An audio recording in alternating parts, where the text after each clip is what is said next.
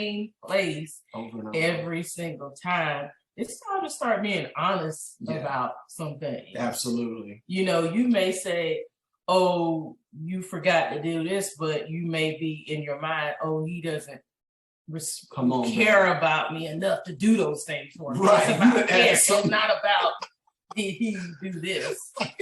We had a whole nother layer to it because we didn't address, hey, I felt like you just didn't care about me. You didn't, I wasn't being seen. Yeah. And so that was the real issue. And that was the real issue. And the man confused or the woman confused because you're not being honest about the thing that really scarred you. Right. And having those kind of talks and taking responsibility helps you end the blame game. Exactly. And starts the path of forgiveness. That's it. And that's one thing they always say when they're talking to married couples, they say put God first and communicate.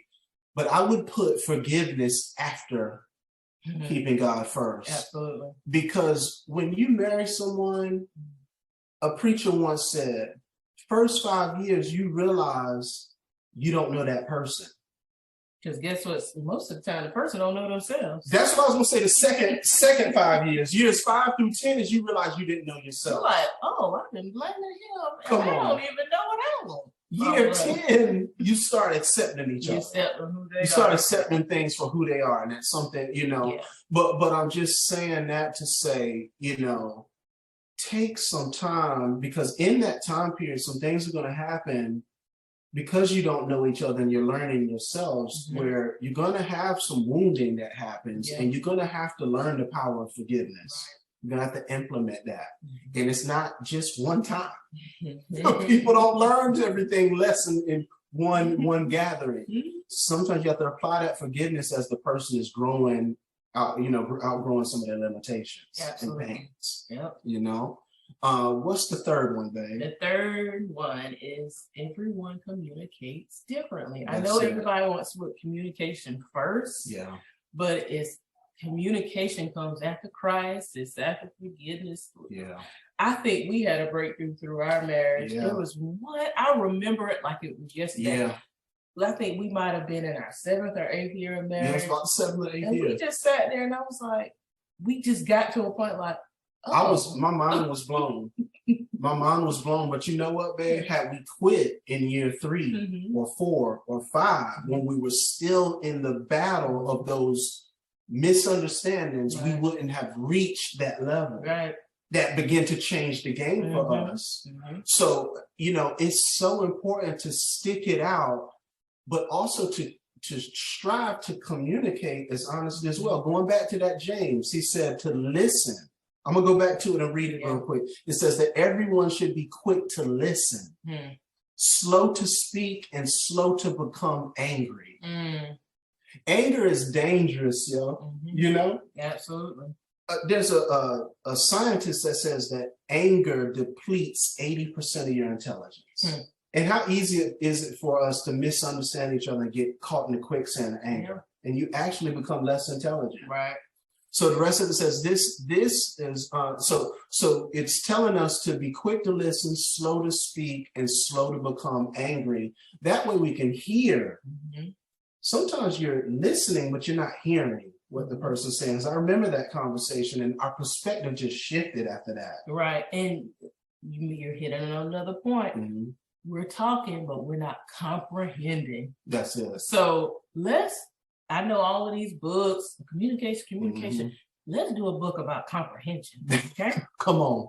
Comprehension, critical thinking, comprehending what this person is saying. They have a different style. They have behind this whatever age person that I'm marrying, they have all of this history, all of their history from their parents and their parents' parents and what they grew up with merging together. And you think it's just going to be a walking apart? No, ma'am, no, sir. You're merging all this together. And so you know that they're different communication styles. What you say to me comes off differently than what I say to you. Absolutely. It's the comprehension.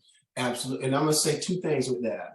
Stop listening to respond. You done heard 2 things Waiting for it. And you waiting for them to catch a breath so that you could go in on what you want to bless them out with. But I said, right? One of the tips I want to share is this too with everyone with that. If you can hold off from listening to respond, you just waiting for them to shut up so you can say what you think, is saying back what you heard them say. I'm gonna tell you right now, that's hard. It's hard because you actually have to slow yourself down. Right. Say back, just say, I heard you say, this really bothers you. This is how it's impacted you. And this is how it's made you feel. Mm-hmm. Because then when all of us are looking to, there's some major needs we all have, which is to feel heard and to be fully accepted. Right. When we can give that through the way that we listen and respond, you can have some much needed breakthroughs in your conversation. Yeah. So I that's a good call out, babe, on that. I like that. So that's number 3, family. Communicate and know it's going to take time. I don't care where you're at in life. It's going to take time because, like you said, you're merging past experiences, influences of family members, all of that. So you need to know that things take time. So be patient. Right. Give grace to your spouse and stick with it. The 4th one. This is a key one. These aren't all of them. These are 4 to help you consider. Vision. Okay? Vision. Okay?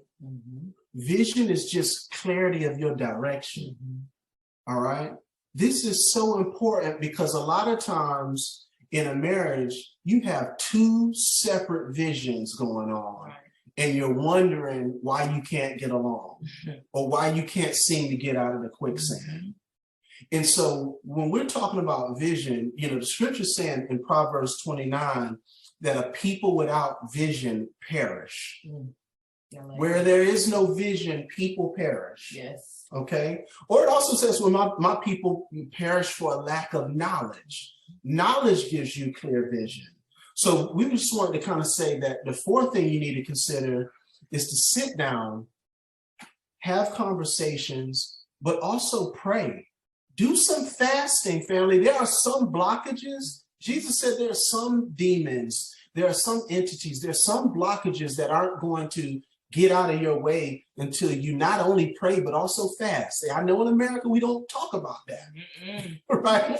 But sometimes you need to get with your spouse and not only conversate, but set some time apart, as you 2 agree, to pray and fast to develop a clear vision about where you want your family to go. Right. Not only spiritually, but economically, in terms of your community, in terms of how you're raising your children.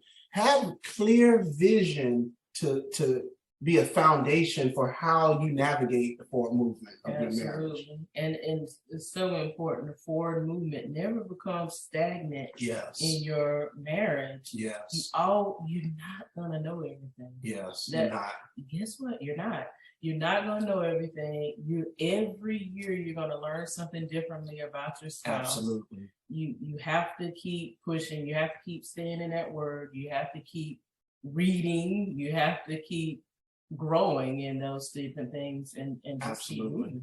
And what I want to say is, I love what you said, babe, because everything God creates expands and reproduces. In Genesis chapter 1, he talks about seeds and even the creatures, right? They all give life, right? And then he said, be fruitful, have dominion, be fruitful and multiply.